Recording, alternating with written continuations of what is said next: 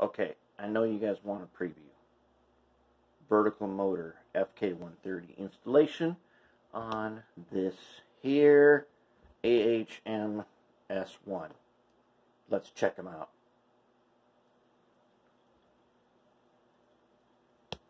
Now, I ain't done painting them yet, so.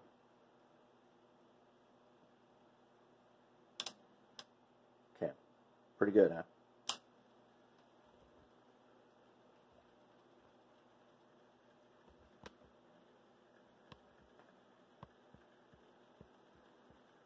Going into the 15-inch radius. I said I wasn't going to keep beating this track up, but we're doing it anyways.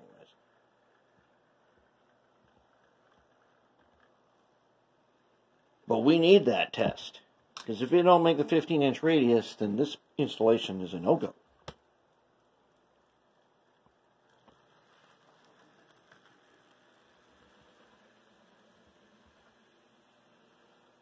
I like it.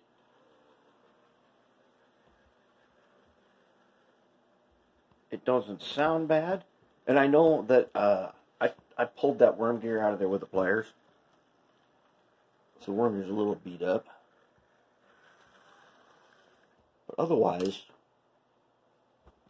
check it out, 16% on the meter here, and I checked this motor. Stall is something like 0.7, and it was hard to pinch, so we got a DCC ready. We got a DCC ready AHM S2.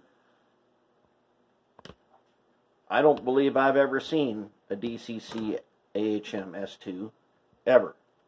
I'm sure somebody has done it. And I don't believe I've ever seen a remotor on one either. Not one where you resave the trucks. Breakthrough. You know what this means? This means that we are getting close to the breakthrough we need to make that Kraus Maffei run.